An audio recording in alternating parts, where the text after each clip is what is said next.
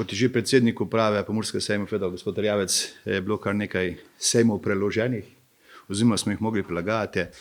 Prilagali smo pa ravno zaradi tega, ker je pač ta sistem, ki živimo v njem, je pač trenutno, moram povedati tako, da nesreče nikoli ne počivajo in pride ponavadi takrat, ko jih najmanj pričakujemo.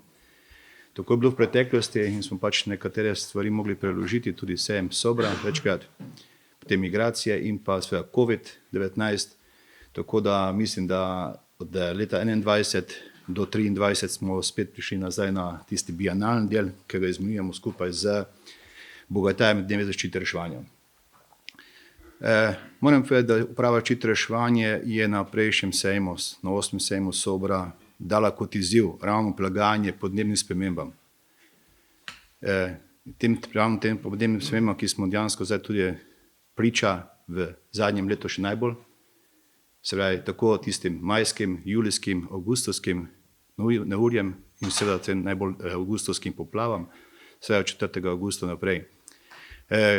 V teh poplavah oziroma v teh ujmah smo dejansko videli, da je sistem odziven kot takšen in ga te želimo tudi skupaj z Slovensko vojsko, policijo in pa seveda vsemi službami sistema zaščite reševanja, predvsem govorim o gasilcih, ki so steber naš, predstaviti tudi na sejmu Sobra. Odziv na nesreče, podnebno pogojene, je naša dejanska rdeča nit skozi sejem. Tako bomo predstavili razvojne projekte v sklopu tega in pa seveda tudi opremo, ki se nabavlja v sklopu teh podnebnih sprememb. 2 leti nazaj smo povedali dejansko, da želimo opremiti enote po posameznih občinah. Prvo je to iz večletnega finančnega programa kohezijskega 2014-2020 z specialnimi vozili in pa opremo, kar nam je tudi uspelo, ta projekt smo zapeljali in letos bomo lahko na sejmu tudi pokazali tiste prve pozitivne prispevke tega projekta, svoje prvo opremo. Želimo dejansko, da predstavimo upravo zaščite reševanje kot nosilca sistema varstva pred naravnimi nesrečami, organiziranost uprave skupaj z 13 centri za obveščanje in pa 13 izpostavami in ravno tako kompletno vse službe sistema zaščite reševanja in pomoči. In to bomo prikazali v hale B, se pravi na nekje 700 kvadratnih metrih, stacionarno, stacionarne predstavitve posameznih služb, ki bodo vključene, in pa na cirka 1800 kvadratnih metrih zunanjih razstavnih površin. Tu pa predvsem ta težja oprema, s katero dejansko delujejo sile v sistemu zaščite reševanja in pomoči, tako civilna zaščita kot vsi ostali sestave.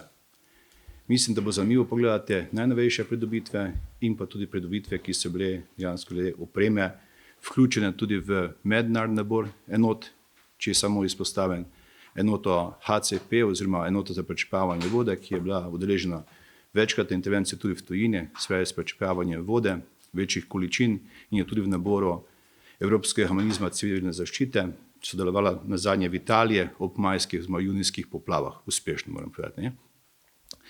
In tudi ob zadnjih poplavah so bile te enote vključene, če gledamo samo Pomurje, je bilo 5 enot teh vključenih tudi v samem pomurskem delu v poplavah.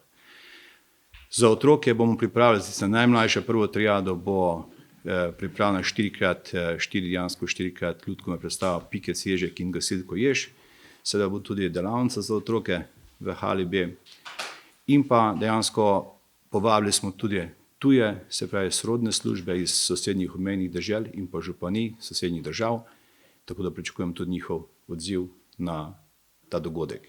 Mislim, da je ta dogodek pomemben, ravno v tem trenutku, ko sem prej že omenil ob teh nesrečah, ki se dogajale tako od maja do avgusta, se je pokazalo, da dejansko se moram pripraviti na te nesreče, da moram biti dejansko odzivni in tudi namen uprave zaščite reševanja je tako z reorganizacijo, ki ravno poteka, tako z reorganizacijo enot, z dobavo nove opreme, sodobnejše opreme, ki je pač ste na razpolago, zboljšati ta sistem, odzivnost tega sistema, skupaj s vsemi službami, ki spadajo v sistem in to tudi predstavljati širši javnosti. In mislim, da je ta sejem, ki se začne v četrtek, ravno prava možnost, da se tudi to predstavi.